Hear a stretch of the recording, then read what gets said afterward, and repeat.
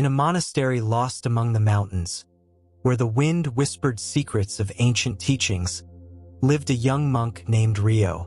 He had arrived at the monastery in search of answers, convinced that the truth lay beyond words and concepts. However, doubts followed him, unsettling, like shadows that never faded. One day, after many weeks of meditation, Ryo decided to ask his teacher, the revered Tetsu, about something that had been troubling him. He had heard of an ancient Kōan, a profound riddle that many monks had tried to solve without success. It was a Kōan about the nature of being and the denial of everything known. With his heart full of uncertainty and the fresh morning air entering through the monastery doors, Ryo approached Tetsu as he swept the garden. The teacher, with his serene eyes, looked up, as though he already knew what the young monk was about to ask. "Master, I have a deep question," Ryo said, searching for the right words. "I have heard of the question. Does a dog have the nature of Buddha? What does it really mean? Is it possible for a dog to have the same essence as Buddha?" Master Tetsu put the broom aside, and for a moment, the air seemed to stop. His eyes, like mirrors, reflected a calmness that surpassed any attempt at logical understanding. Without saying a word, he slowly turned to face Ryo.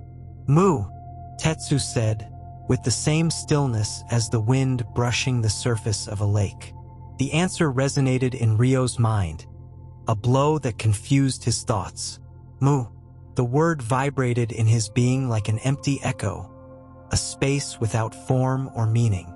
It was not an answer he could understand with the mind. It was absolute denial.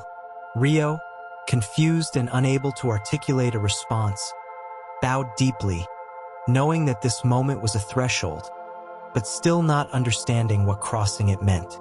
The teacher, in his silence, offered no further explanation.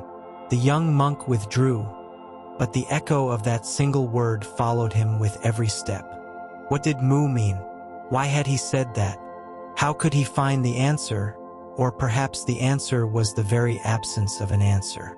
In the days that followed, Ryo continued his practice, but something inside him began to change. He knew that the koan would not be solved with logic, that words would not take him beyond his own closed mind. And so, he began walking a different path, one in which the mind dissolved into emptiness, and emptiness became the only true teacher. Ryo spent entire days meditating in the monastery garden, watching the leaves fall softly to the ground and listening to the sound of water running in the nearby stream. But the word Mu kept resonating in his mind. Why this denial, this simple and definitive answer that seemed to erase all possibility of understanding? In the stillness of dawn, while the monks slept, Ryo sat by a rock, gazing at the starry sky.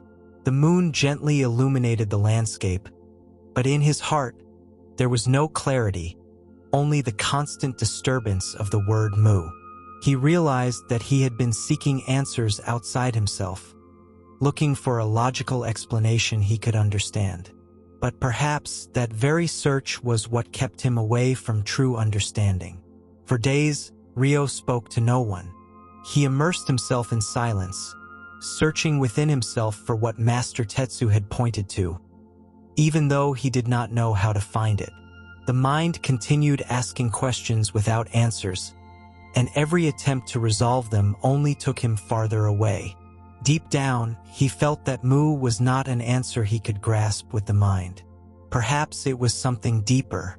One afternoon, while Ryo meditated near the river, an old monk from the monastery, a wise man named Katsu, approached him.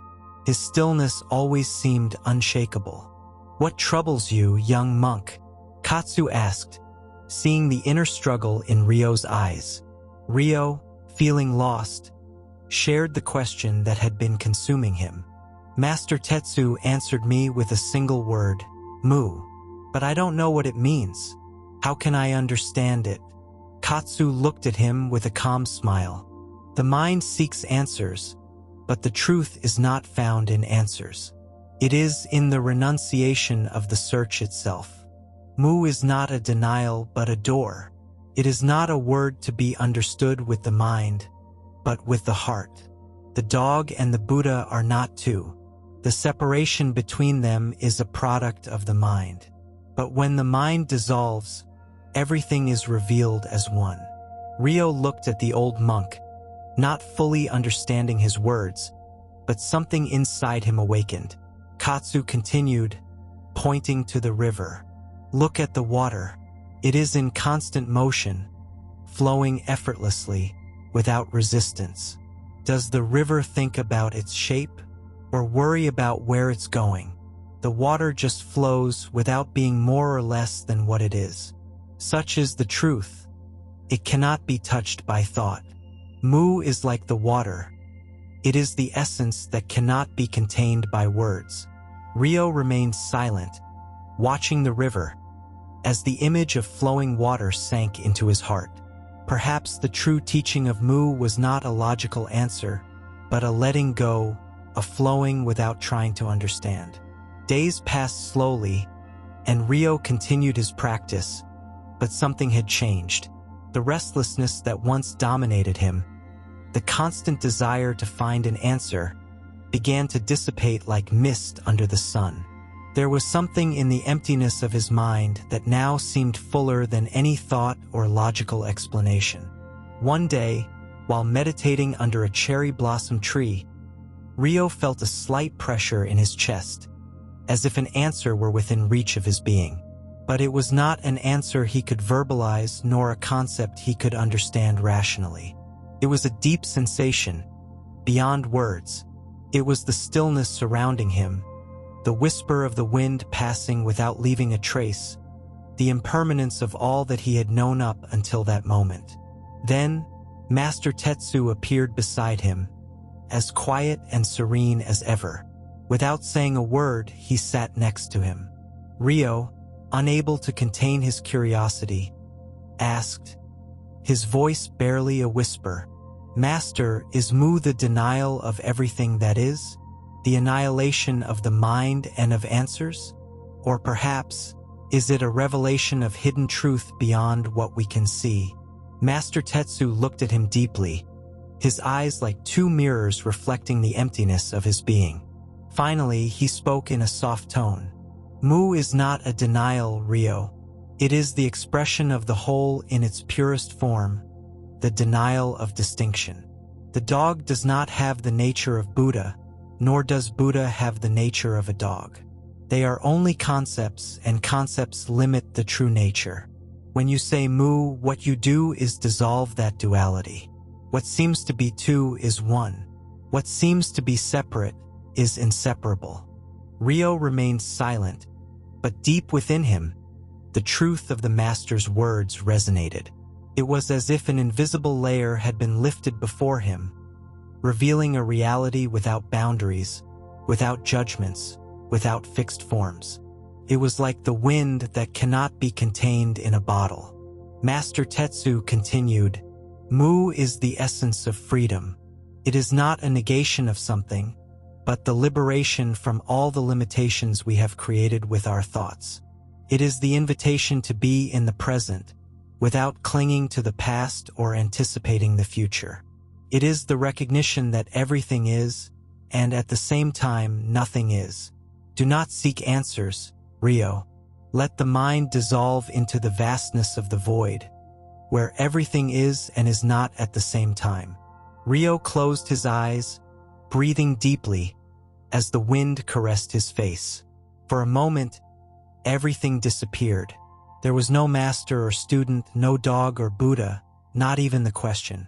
There was only being, the void, the flow. And in that flow, Ryo felt a peace he had never known.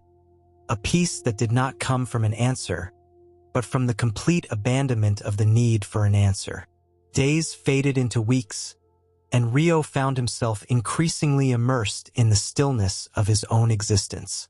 He no longer felt the pressure to understand, nor the urgency to find an answer.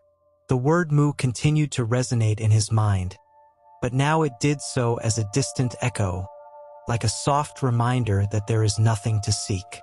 The world kept flowing around him, but he no longer clung to anything. One dawn, while walking down the path to the monastery, Rio noticed something peculiar. A dog, which used to roam the gardens, was standing before him. The animal looked at him with bright eyes, its body completely relaxed, as if there was nothing to desire or fear. For a moment, Rio stood still, observing the dog. And at that moment, the question that had tormented him so much returned to his mind. Does a dog have the nature of Buddha? However, he no longer felt the need to search for an answer. The question itself seemed to dissolve in the presence of the dog, in the simplicity of its being. The dog did not have to be anything more than what it was. And somehow, in that simple being, Rio experienced a sense of unity with everything around him. The dog, the tree, the river, the earth beneath his feet, all were one. In that instant, Rio understood that Mu was not a concept that could be understood in human terms.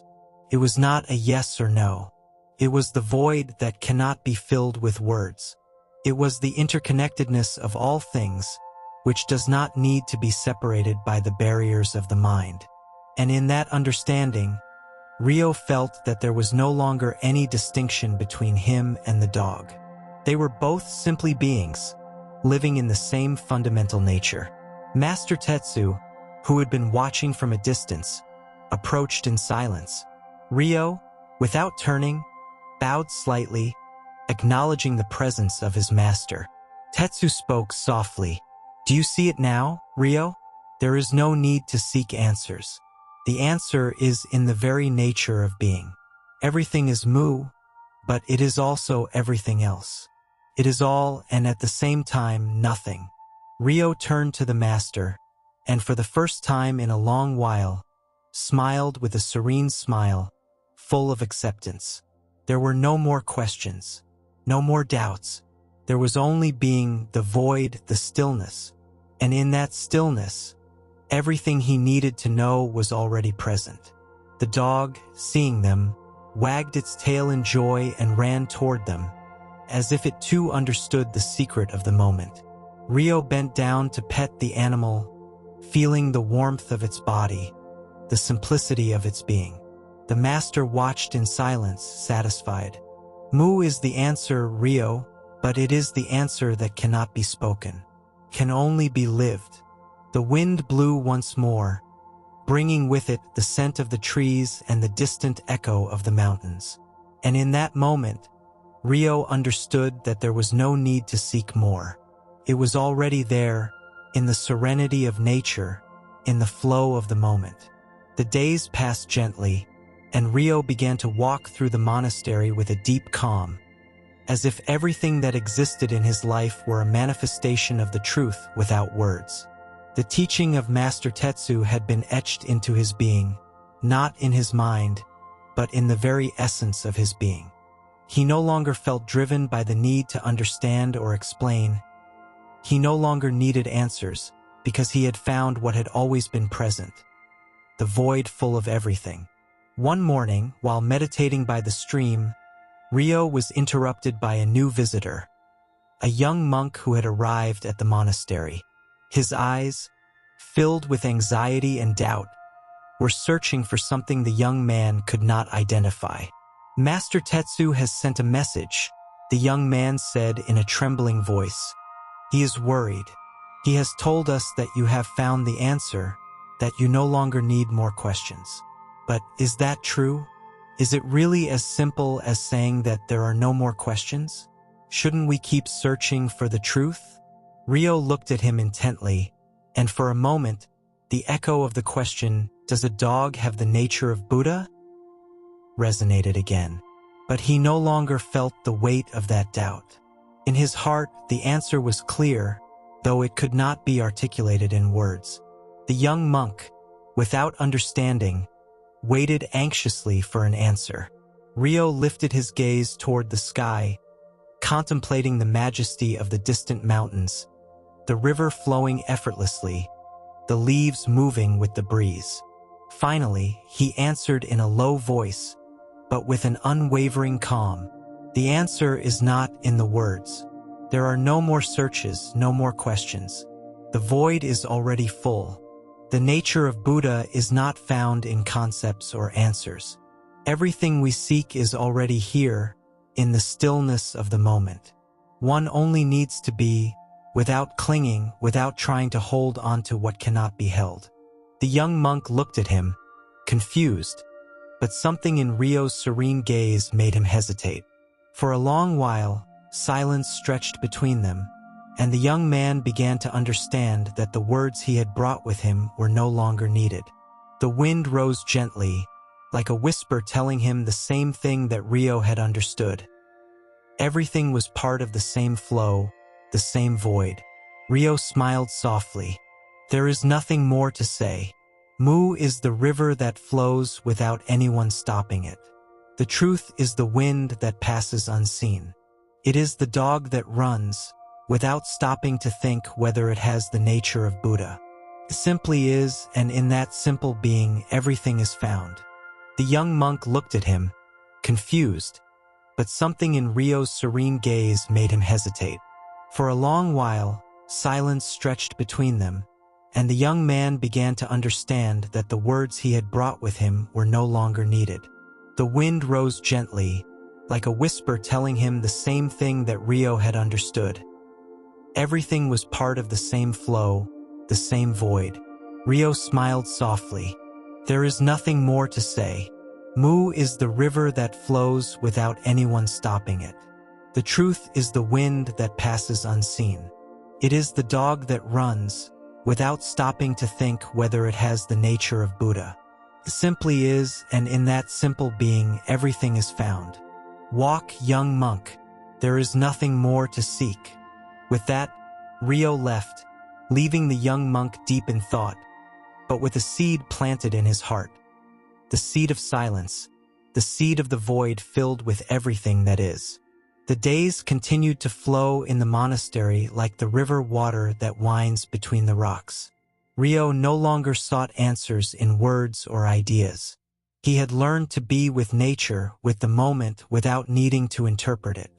In his heart, Master Tetsu's teaching had been fully integrated, like a melody that plays without thinking of the notes, but letting them arise spontaneously.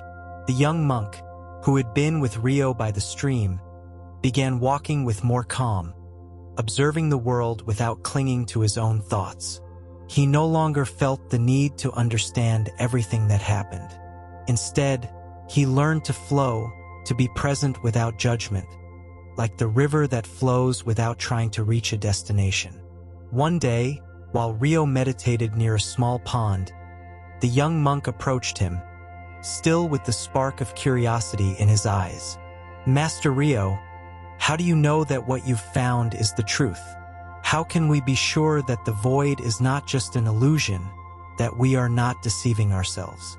Ryo looked up at the sky, breathing deeply, allowing the fresh air to fill his being.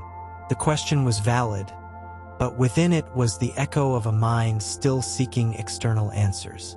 The void is not something that can be proven, Ryo said softly, with a calm smile. It is not a truth that can be held with the mind. What you find when you search in the void are not answers, but the dissolution of the need for answers. The void is the space where everything can move freely, where there is no weight, no form that limits us. It is what it is without trying to be anything else. The young monk, still puzzled, sat next to Ryo. At that moment, a light breeze lifted the dry leaves into the air, creating an ephemeral dance that faded as soon as it had begun. Ryo watched the movement attentively, as if it were the deepest lesson of all. Look how the leaves rise and fall effortlessly, Ryo continued. There is no doubt they fall because it is their time, and no doubt the wind carries them because it is their nature. So it is with the void. There is nothing to understand, only to let oneself be carried by the flow of life, without trying to control or force anything. The mind wants to define, categorize, understand. but truth cannot be contained within those limits. The young monk watched the falling leaves and, for a moment, understood what Rio was trying to say. There was no struggle, no effort. There was only the natural flow of life, like a melody with no beginning or end. Rio continued, "In the void, there is neither doubt nor certainty. There is no need to seek proof. Truth lies beyond thought. It is when we stop seeking, when we let go, that we see that we are already whole, just as we are." The young monk nodded slowly, as if finally beginning to understand that it was not necessary to comprehend everything. Truth was not in the accumulation of thoughts, but in the rest of the mind, in the void where everything comes together in a single movement. For a moment, they both remained in silence, watching the pond. The water, clear and still, reflected the sky without trying to be anything other than what it was. And in that reflection, Rio saw, once again, the truth that had always been present. The weeks passed with the same serenity, and Rio continued his life in the monastery, immersed in the stillness that had now become part of his being. There were no more thoughts to disturb him, no need for discussion, no need for analysis. The simple truth of the void was enough, and although questions still arose from other monks, Rio had learned to see them without attachment, like the waves of the sea that rise and dissipate without leaving a trace. One day, the young monk who had been searching for answers arrived with a new concern. He had observed Rio for many days, watching him in his daily practice of meditation, service, and silence. Something in him had begun to awaken, and this time the question he brought with him was not a challenge, but a reflection. "Rio, is all of this enough? The void, the flow, the letting go. Shouldn't we be doing something more? People suffer. The world is full of pain and conflict. Shouldn't we fight to change things, to help others find peace as well?" Rio looked at him in silence, giving time for the question to settle in the space. The young monk's mind still desired to intervene in the world, still wanted to save others, as if the answer to all suffering lay in a conscious effort to change external circumstances. Finally, Rio spoke, his voice soft as the whisper of the breeze. "True peace is not an external action. It is not about saving others or changing the world. The world is already perfect as it is. The suffering you see is the suffering of the mind that clings, that seeks control, that separates what is already united. Helping others does not mean changing their circumstances, but showing them the way to the void, to internal liberation. Peace arises when we stop fighting against what is. It is not something we can achieve, but something that is already present, waiting to be discovered."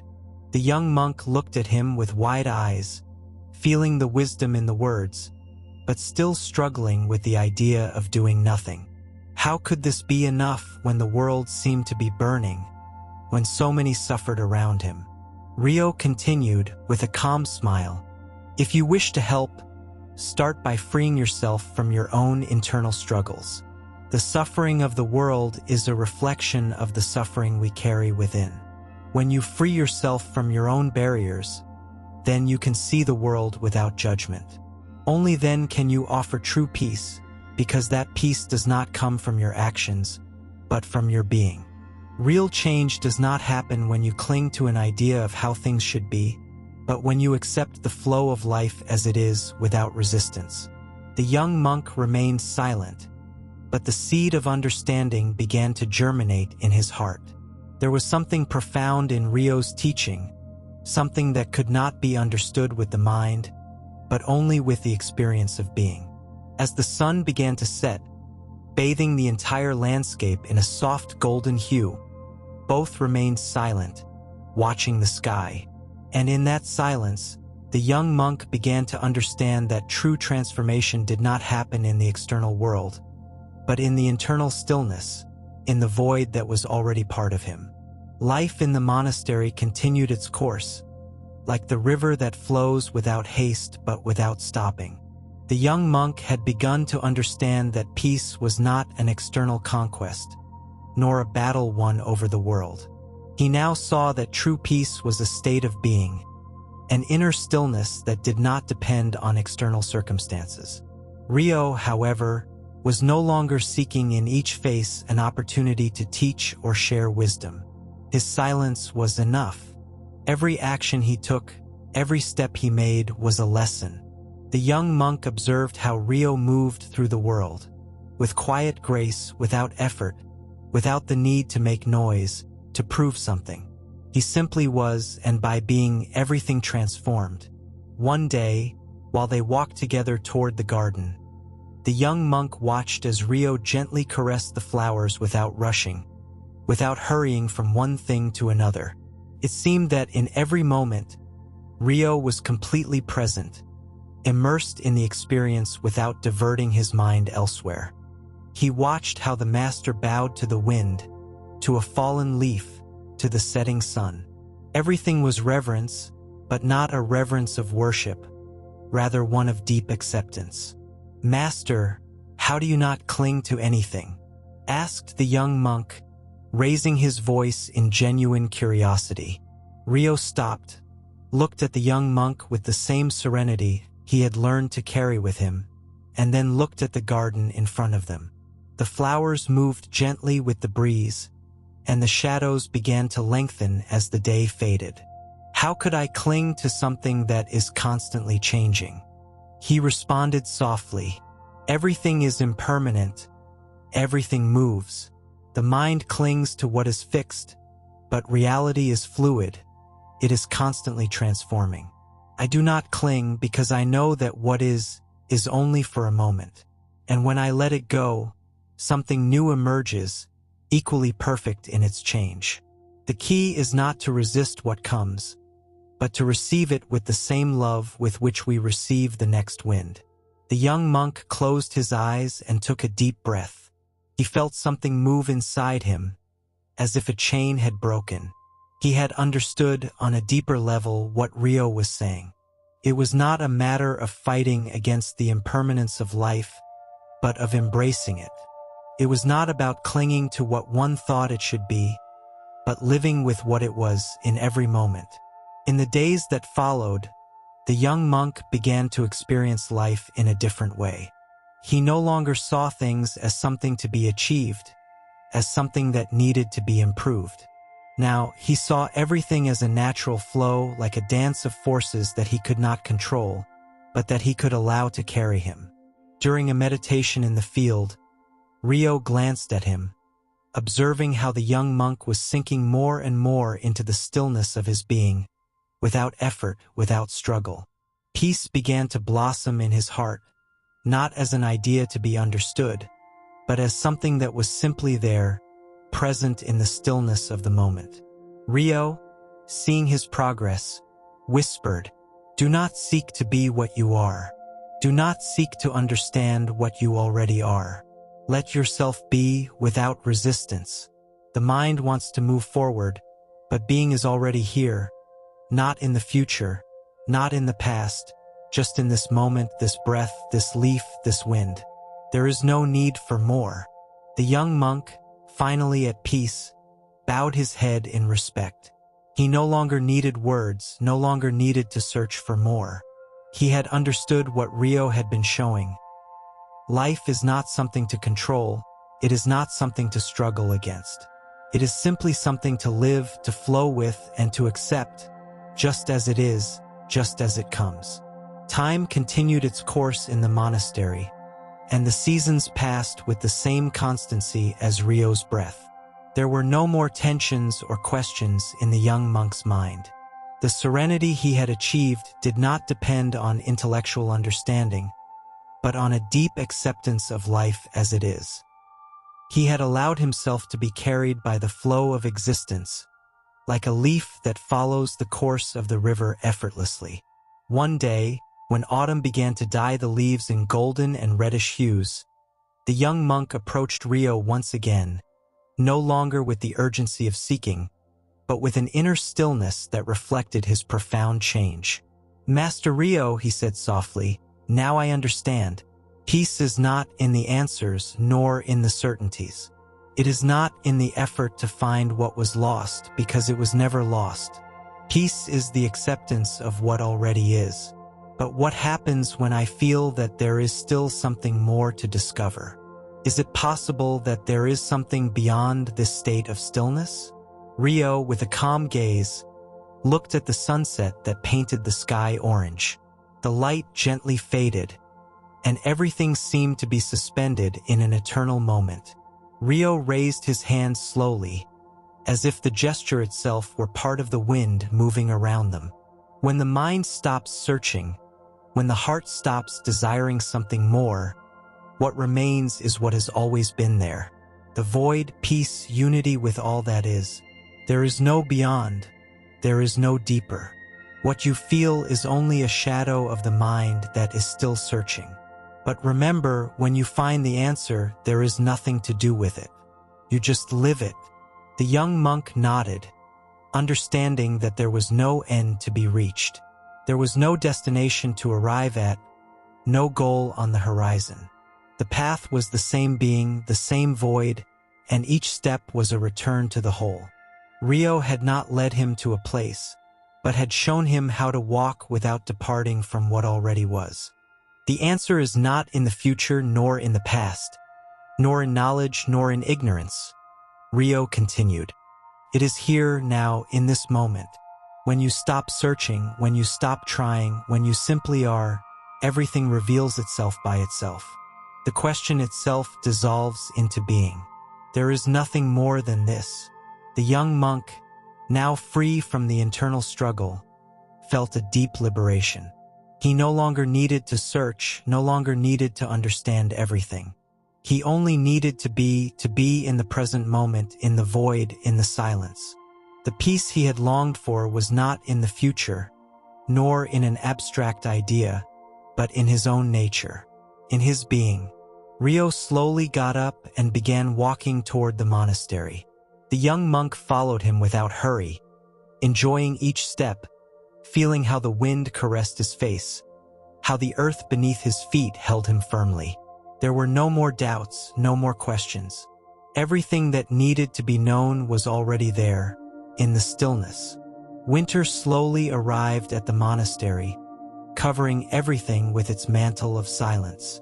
The snow fell gently, covering the paths and trees, while the monastery remained in its serene peace, in no hurry to go anywhere, needing nothing more. The young monk was no longer the same as when he had arrived.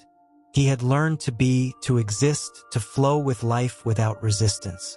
One day, while walking through the snow-covered garden, he saw Rio meditating by a tree covered in ice. The master remained still, as if he himself were part of nature, fused with the wind, the snow, and the gray sky. The young monk slowly approached and sat next to him, making no sound, no need to ask, for there were no questions left. After a while, Rio slowly opened his eyes and looked at the young monk with a calm smile. "Do you see?" Rio said softly. "The void is so deep that it does not need to be understood. When you let go of everything, even the desire to understand, what remains is the whole. The dog, the wind, the snow, everything is Buddha, and you are too." The young monk, upon hearing those words, closed his eyes for a moment. There were no doubts, no questions.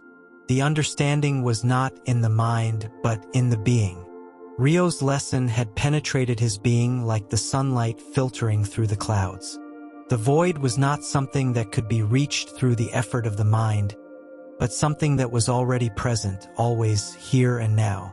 The young monk lifted his gaze to the sky, covered in gray clouds, and for a moment, he felt time stop. The wind rose gently, moving the branches of the snow-covered trees, and he knew, without a doubt, that there was nothing more to do, nor anything to seek. Everything was already complete, like a circle that doesn't need to be closed. Rio slowly got up and, without saying another word, began walking toward the monastery. The young monk followed him, this time with a slight smile on his face. There were no more questions or answers, only the path, only being. And that being, that present moment, was all there was. And so the young monk, finally free from the search, lived in the peace of the void, recognizing that the answer to the great question had already been revealed, not in words, but in silence. In that silence, the dog, the wind, the snow, the master, and he himself all were Buddha.